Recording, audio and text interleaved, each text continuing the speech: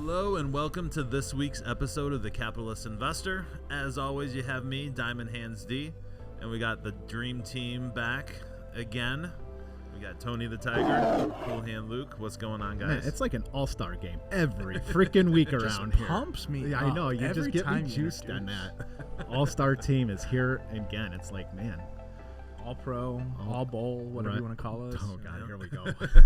Non-sports guy trying to talk sports. I love it. Is there not an all bowl like thing kind of type stuff? Like an all bowl? I don't know, like the all pro, the Rose Bowl and all those crap that's stuff. That's a game, not a player. But yeah, good. All right, we'll work on that, Luke. Yep. We'll give you some cliff notes. Yeah, but we got the all-star I'm team too busy focusing on what's going on in this crazy world. Yeah, that's we got right. a lot That's right, going man. on. We got a good show. I like this one. Yeah, that's going to be a good one. So we're going to kick things off with Tucker Carlson interviewing Vladimir Putin. That set off some, a lot of reaction already, and we only got a few snippets, so we'll talk about it and what we think they're going to talk about. Yeah, our hot takes on the questions that Tucker's going to roll out. Yep. So Luke and I were actually chatting about this last night, so that could be fun. Go ahead. And then we got the is there another banking crisis ahead? This is an extremely important point for 2024, I think. So we'll talk about that. We'll talk a little EVs. We'll talk about Toyota and kind of what they're doing versus maybe Ford and Chevy. We'll talk a little Zuckerberg, see what that guy's up to, and Super Bowl predictions. Obviously, need to get to those because that's going to be a big game, and it's going to do record numbers. So we'll talk about that briefly. All right. So guys, let's kick it off. Tucker Carlson. I saw his clip. Did you guys see the clip of setting up what he was doing? I have not. 4 minutes and 30 seconds or so of him talking about why he's out there, how the government tried to cancel him before, and how they tried this time probably, but they still ended up somehow getting out there to Moscow, and why they're doing it because of freedom of speech. How did that start? Like, you just call up Putin and be like, hey, man, I want to interview you. And he's like, yeah, sure, come on over. Probably. I don't know. Like, how does that originate? Probably is exactly what happened. How many layers of people did he have to get to?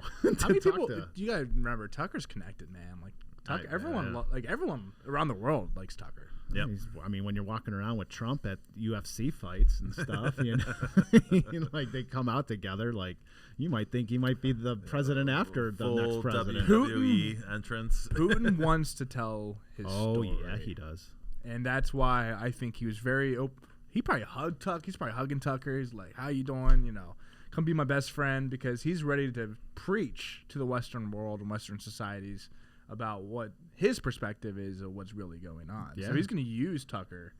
I don't want to say maybe use, but he's going to use using Tucker the platform to his platform to preach what he wants. So all right, so the as we were talking, like obviously as of today, Wednesday, I know we are on Thursday. None of the topics have been really dropped or anything. So I asked these guys to Derek and Luke to say, like, what do you think the hot take is? What do you think is? What would you love for Tucker to ask Vladimir? Well, so in that little setup, he basically says that Americans, we have not heard from Vladimir Putin at all. He's just portrayed as this, very evil figure, and we have no idea what he's thinking, why he's doing what he's doing. Relations with the United States. We have literally no idea, and it's I don't like to get too far off into like all these narratives, one side versus the other, but that is intentional. It feels intentional. It feels like much of what's going on in the media is kind of error by omission, or lying by omission, pretty much, by not giving us the full story. That seems to be a common theme of things that have gone on in the last 3 to 5 years. Well, specifically. I mean, you bring up a great point, man. Like, you have not heard really a peep from Vladimir Putin, but you throw Zelensky on the cover of Vogue.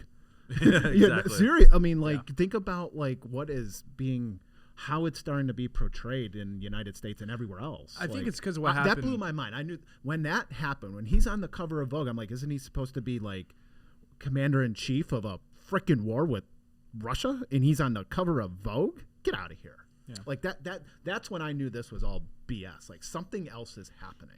And Tucker does say that in the setup clip. He Yeah. said, basically the other guy on the other side of the fight is Zelensky, and he's it's like WWE level trying to push push him over. Yeah.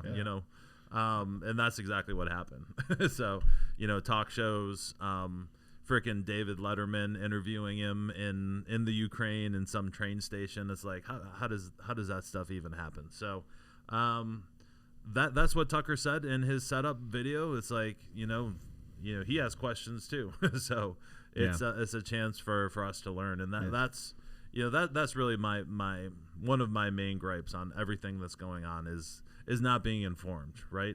And then you got to go to other sources to try to find out information, and then there's misinformation there. So everyone's just trying to find the truth. It shouldn't be this hard. Yeah. So Luke, what do you think the best question he could ask? The bomb that I think that he might ask, and potentially most likely will ask, is who do you want the president to be for 2024? Like, who is the outcome that you as Russia would like to see? What happens if Donald Trump becomes president? What happens if Joe Biden stays president? I like that. Maybe it's a two-part question. I like, because you and I talked about that, like, do you want President Trump? Like, right. And more of it's more like, hey, what do you think happens if Trump wins? Answer that question. And what do you think happens if Biden wins? Like, then yeah, because we talked yesterday, Tony. Like, one of the things, like, kind of the perspective that we have as Americans is, one is kind of allowing it to happen per se. Kind of more easy and perceived to be weak, obviously, and funneling billions of dollars to Ukraine on the other side right now. And then one says that this wouldn't be happening underneath him, right? So it's just kind of interesting to see what his perspective would be and see if that actually would happen. Yeah. What do you think? I would love that question. I would love the question of, if Trump wins, what do you think happens? And I think Trump. I bet you in Trump's campaign trail, I assume he's going to be the candidate. He is going to just say, like, if I'm president, I'm going to make 3 phone calls, and this war and that war will be over. If that does not come out of his mouth during his campaign trail, I'd be surprised. It's going to come out of his mouth. Yeah. So I think you're going to hear, I forget who it is, because somebody else was being interviewed, and it was a European. I don't even know. I think he was like some type of higher up official in Europe somewhere. Unfortunately, I don't remember the name. But he goes, what needs to happen? And he goes, Trump needs to come back during this interview. And this high-ranking official is just like, he may be brash, he might be rough around the edges, but he struck fear in a lot of people to chill out. Yeah, there were no. He was the bully, and there were no other bullies. Everyone just knew, like, hey, like, he's not gonna really mess around, and he's gonna have his sights if you mess up. One of the other things I think is that good or bad though. I mean, do you want to? Anything's better than what's going on right now. But if you're the biggest power, do you want to show weakness, or do you want to continue to show strength? Well, I think that also goes with the question that I think will be asked to Putin as well. Right now in America, Western societies perceive you to be this evil figure and a horrible person. What do you have to tell those people, coming from America that think they know they're kind of been the number one nation in the world, and they perceive you to be infringing on that and trying to take over the world? What would you tell the Western civilization people? Yeah, dude, I'm kind of laughing right now, or smiling, because I can just hear, like, what you just said in 20 seconds. What Tucker would he would say for 2 minutes. Yes, like, you are, and his eyebrows would go down, and he are the second coming of the devil, and he would have that face on. He would have that face on himself, like, just stare down, like, and leave his mouth open, like. Like, I love Tucker's faces. It's like 70% of communication. Do you know that you're hated in the United States? 70% of communication is nonverbal, and he like is the perfect example of nonverbal communication. And I'm not, I'm not a Vladimir Putin fanboy or anything, but I'm starting to think of like the way he's gonna set up these questions, and they're just gonna be, it's gonna be gold. I wonder how long the interview will be. 2 hours, an hour and a half, hour? Yeah, it's got to be at least an hour. Oh, at least an hour. So, all right. Well, we'll find out in a little bit because it sounds like it's going down. Yeah. And I think Twitter and maybe possibly the internet will break when that thing drops. Like I think you can view it on tuckercarlson.com and Twitter. Website's crashing. Yeah. You better just. Well, he mentioned in the video that the government might try to censor it for sure. Sure. Twitter, I don't know if they will be able to or not, but basically he alluded that the government most likely will try to censor that video some way somehow. Yeah, and I think I couldn't find it. I was scrolling last night, but the question that I would like to know is like what contact has Russia had with the White House? Like, what is the White House trying to do to end the conflict? That's what I want to know. Because it seems that the opposite. It seems like America is pushing this war to make money. That's what it seems like on the outside. I know that's a simplified explanation, but that's when you dig down into it, the conflict is profitable. So that's what I want to know. What is America trying to do to end this conflict? Because the people don't want war in general, right? No one wants it.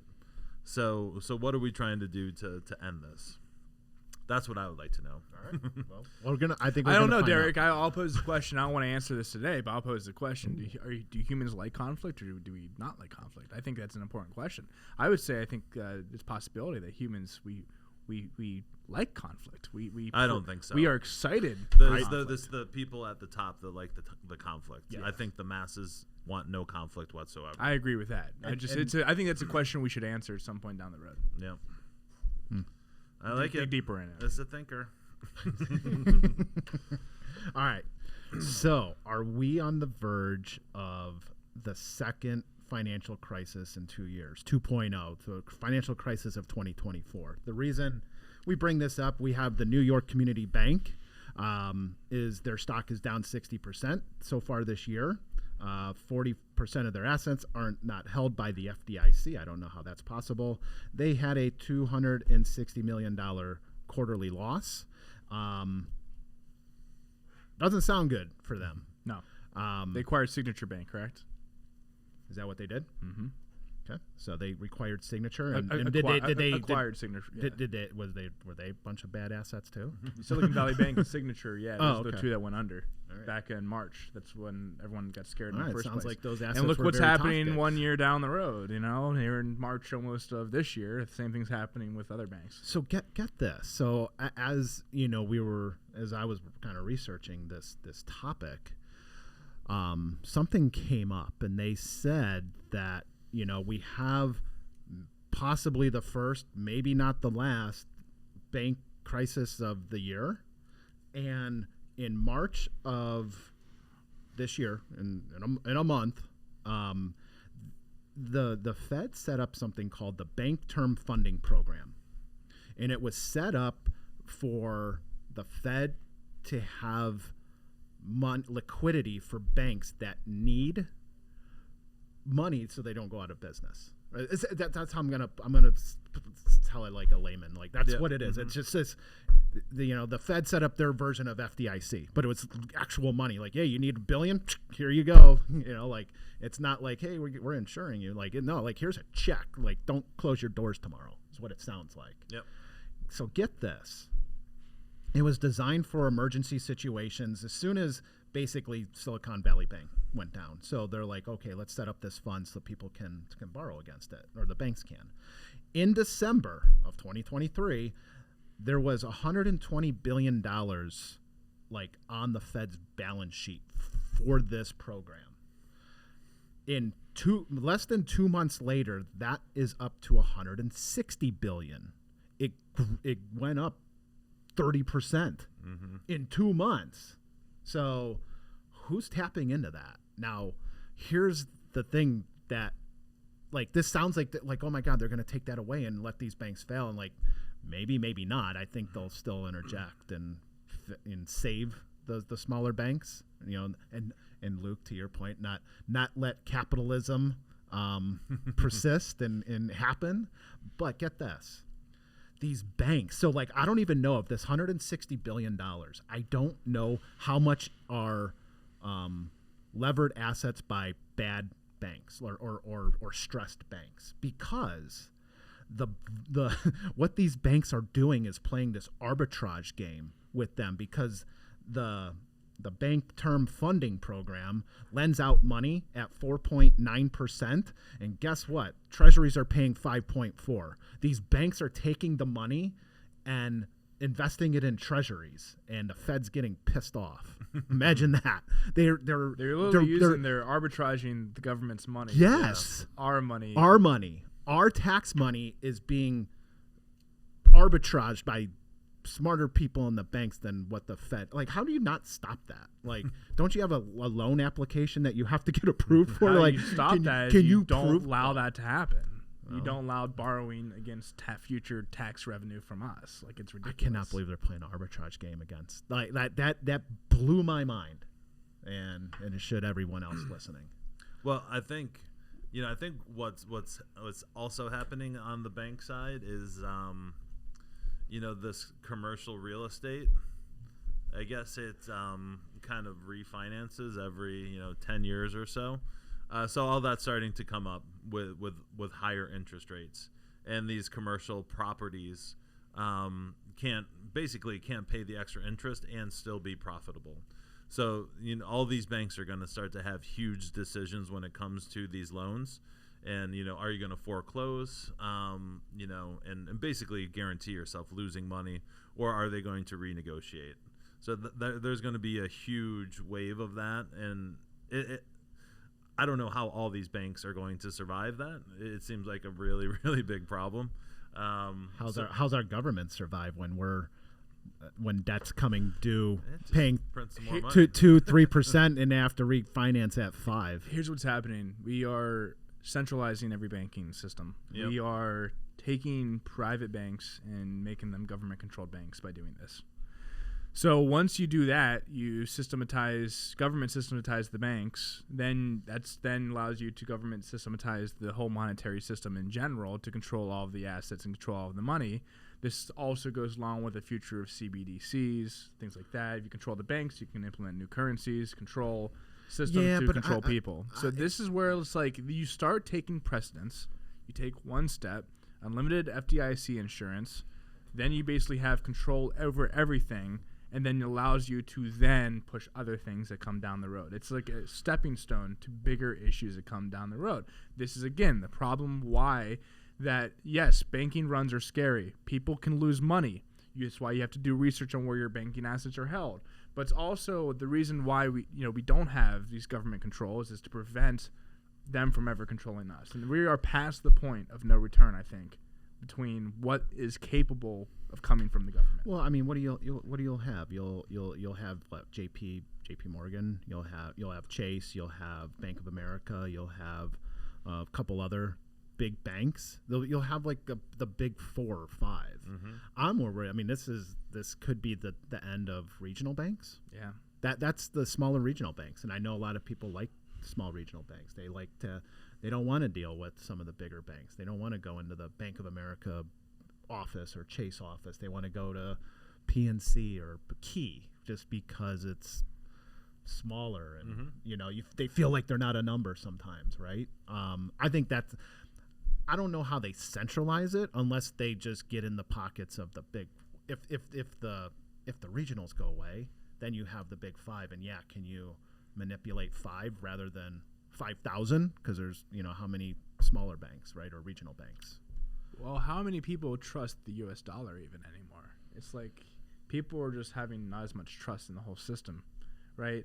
And it's like this is the whole. It's interesting. Human behavior can cause things to happen, even though there was no original issue to be concerned about.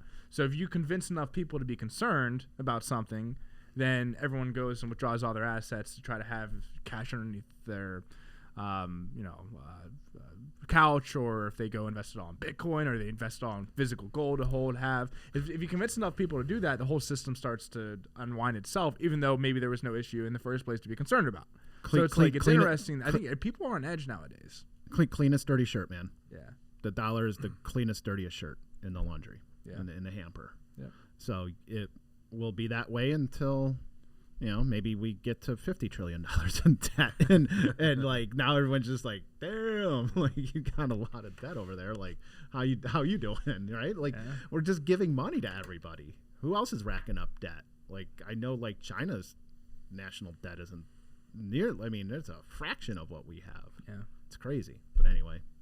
All right. Well, we'll see what happens with this. I hope it's an isolated situation. Well, it seems like the government's going to be there to backstop everything. And we saw that back in March, and it's going to be the same story this time. Ball starts to drop. They're going to be there to back it all up. Yeah, that funding program's supposed to sunset in March, and it won't. Yeah. That's all. They'll just kick that can. We are past the point of no return when it comes to bailouts. We will bail out everything until we can't bail out things anymore. Well, there's no one to tell you no, or tell them no. No one's there, just turn on the print machine. Anyway. All right. My favorite topic, EVs. Oh, yeah. Yeah. Foo, foo, foo. All right, producer. So outside of Tesla. What was that, Tony? Woo, woo, woo. It's like, it's like the gunslinger. Pew, pew, pew. Love it. All right. So outside of Tesla, because they're the EV company, right? Yeah. Of EVs. But you had yesterday, Toyota came out with their earnings, and they did, they were a stock jump 7%. And what they kind of came out and said is that one thing that they are going to be doing is they have a total investment of $10 billion into their EVs, and they're going to pump another $1.3 billion into the program. When you got a company like Ford saying, I'm out. So like in a Texas Hold'em kind of thing, you got one dude pushing all in, and you got one dude just getting raked and, knocked out of the game. It's crazy, folding and. From my standpoint, Ford, this is okay. I'll go full on capitalism here. Ford, I'm pretty sure got a lot of government. I think they got a lot of government incentives. They got, I think, loan grants on their loans. They didn't have to pay interest and things like that. Like there was a lot of government incentives for Ford to invest money into EVs. Now they're losing billions of dollars by manufacturing EVs, and no one wants to buy EVs. Toyota, on the other hand, from my understanding, did not get as much from the U.S. government because they're not a U.S. company. Did not get as much government incentives, so they're able to allocate cash flow, not interrupting their free market, cash flow and balance sheets, to then allocate enough money to get enough money into EVs to design them when the market's capable of doing that. So $1.4 billion to Toyota is nothing, but multi-billions of dollars in Ford incentives to then, incentivize them to speed up things got them in a bad spot. That's the key. I think the Toyota's been messing around with EV and hybrids and stuff for years, way before any other company was doing it. And so it's slow growth and it's sustainable growth. Right. Where Ford's just like, yeah, let's roll out these EVs. How's the R&D going? I don't know, it's good enough. Let's get them out there, right? And then you get the Ford Lightning that, doesn't that thing catch on fire and go 100 miles, and it's supposed to be a work truck, and how do you work and you can only travel 100 miles in a pickup truck? Yep. Like good job. Well, right? That's the key, man, is free market R&D, allocates dollars for the future that they think will be rewarded. R&D that's not incentivized by the free market interrupts free markets from working improperly. So like you said, the speed of access is really what it is. Yeah, they dumped correct. A ton of money, and I'm sure it was very inefficiently spent because it's just so fast. Yeah. And that's where I think Ford and government Chevy's intervention downfall is slowing. Like I think I said this before. Government intervention on EVs is actually slowing the innovation of EVs to bring them to the free markets. Nailed it. Because you're incentivizing companies like Ford to be not profitable. And then they cannot invest future R&D dollars into that and put them at a disadvantage. Yeah. That's it right there. There's politics, obviously. We talk about them constantly. But how can anyone support these programs? Like, they're just burning money just for straight political points. Like I always go back when it's EVs, when that guy tried to make his plant electric and he had 10 forklifts and he wanted the forklifts to be electric, and basically the electric company said, like, are you a psycho? Like you want to pull more energy than the entire city. I don't know if that was the case, but it was a huge draw. Basically impossible to do what he was trying to do with 10 forklifts. So how is this going to work everywhere? And the answer is it's not. It's not going to work. That is what drives me crazy, is because there's no goal at the end. It's like, hey, what headlines can we get out there for this product that's clear is not going to work? We don't have, it's not ready. What was that stat? Because we talk about EVs quite a bit because we're fans. But what was the one statistic where if to sustain like 70% of EV, like if cars were to instantaneously become like 70% EVs on the road, like wouldn't we have to build a charging station every like 30 seconds for like the next 10 years to keep up with? Yeah, it was something crazy. Ridiculous. We need like 12 million and we have like 250,000 built. Yeah, something similar to that. So there would have to be one built every minute and a half or something crazy. So the consumer goes out there and, especially in, not warm climates. Like it's not in Northeast Ohio, like if you're just driving to and from work and that's it, it's a commuter car that'll get you done, but like it's nothing. Well, I think Tesla rolled out their first like semi, and I knew when they were testing that years ago, like the weight on that truck is immense because of the size of the battery. Yeah. Like they have weight stations all over the place. Like, can you imagine? Like, what are you going to tow when half of your load is your car? EVs are nothing new.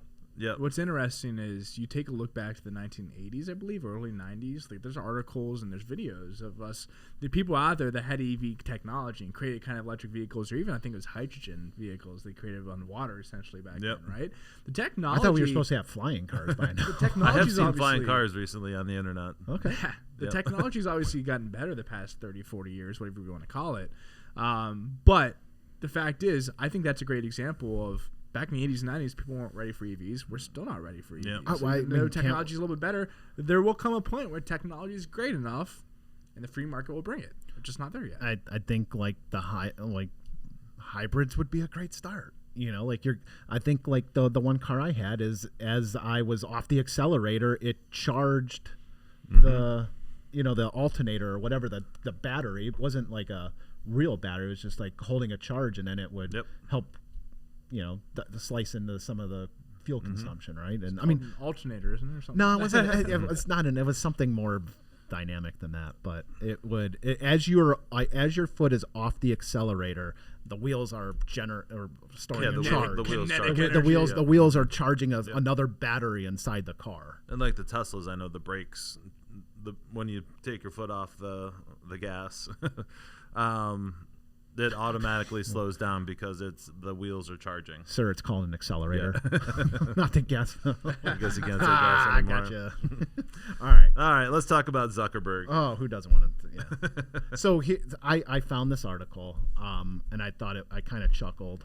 They're like, now that Meta is doing wonders again, they're up like 200 or 300% in the last. They said they were going to do a dividend, so the stock rose like 40%. So a lot of investors are worried about Zuckerberg's outside business activities. So our boy Zuck, he is into MMA. That's why him and Elon wanted to fight, right? They wanted to get in the octagon and start fighting each other or whatever. I'm surprised that never took off, but didn't Zuck tear his ACL or something? He might have. I thought he got hurt.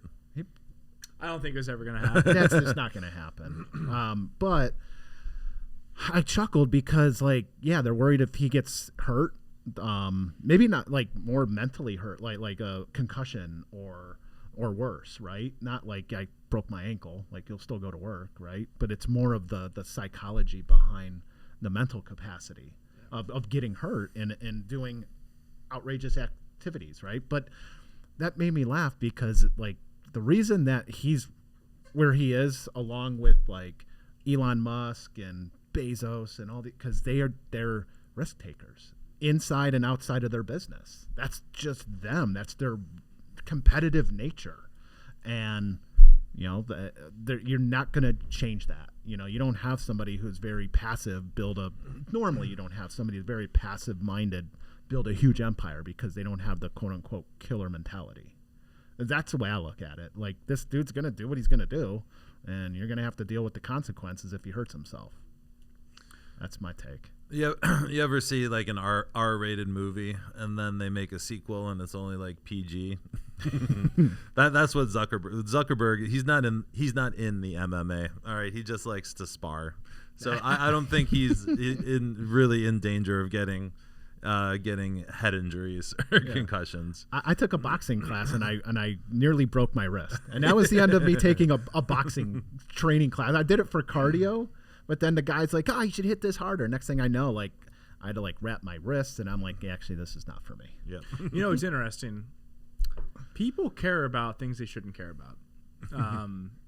Deep thought. Let's go. They, when you're at a high level operating, like you said, working 100 hours a week, and you're dedicating most of your life to your business, the outside activities to keep your mind sharp and on point that you fill those voids are usually high intensity things to make sure that you don't fall off track. Because the time that you get lazy and you sit down and do nothing and stuff, that's when it starts like going into your business practice. So as every person that's not a CEO like Zuckerberg and Musk or whatever you want to call it, that performing that level, that's working 40 hours a week. What do you fill the other 100 hours a week with? Going out to the bars on the weekends, things like it's that. Not going to the bar. It's not watching wrestling. It's not watching South Park. Exactly. Sitting at home, munching on nachos and Cheetos. Like, you're criticizing a guy for going out there making his body better to perform at the highest level mentally, because physical and mental strength actually go hand in hand. They do. It's actually 100%. very irritating that people care about that. Another fact, Elon Musk gets thrown under the bus for some of the microdosing LSD, psychedelics, whatever you want to call it. Like, at the end of the day, I'm sure he doesn't do that every day, but also at the same time, it helps a visionary like him vision stuff. I'm not saying that everyone should go do that, but I'm just saying it helps a visionary really think deeply about the world and kind of ways to fix the world. So I'm just saying, why do people criticize these people for certain things? Yep. It's crazy. I don't know. I don't get 100. Dude, I love that take. I really do. It helps them recharge and rethink and recalibrate. And same thing, like that's why I know for me, I feel like the past 6 months I've been pretty unhealthy in my body per se, and I'm trying to get back on track myself. As in, I'm trying to find high intensity things to kind of fill my time up so I can be more productive in a lot of other areas. Yeah, I mean, just getting in shape makes me feel great. And just. I wish it was more. I just wish it was more. I wish I can go more intense, which I could, but I kind of do it to maintain, and and I incrementally do more weights or longer or whatever. But it's not about lifting. It's like competition sparks growth. Mm-hmm. Competition sparks growth in companies, and competition like MMA or jiu-jitsu, whatever you want to call it, where you actually have an outcome where you're competing against somebody else. That produces growth in some sort of way. Yeah, you're winning in another arena other than just your business, right? You have to have that. 100%. I believe that. So you don't think Zuckerberg's watching Monday Night Raw every week, tweeting from his burner account for Cody to finish the story? No. You wrestling fans out there would get it, man. I feel like I have a group text now, or like a group in my text messages that just focuses on wrestling. Yeah. I don't know how I got involved, but I'm involved. Yeah. All right. Let's wrap up the show. Let's go with our Super Bowl predictions. I believe San Francisco is a 2-point favorite. I don't know what the over-under is. It's probably about 40. It was 47, I think. Yeah. I guessed that. Mm-hmm. That was good. 47 and 47. All right. Watching the lines too much, Tony. I didn't even look at. I just knew what the line was. I didn't know what the over/under was, and I guessed it pretty good. Anyway, what do you guys think?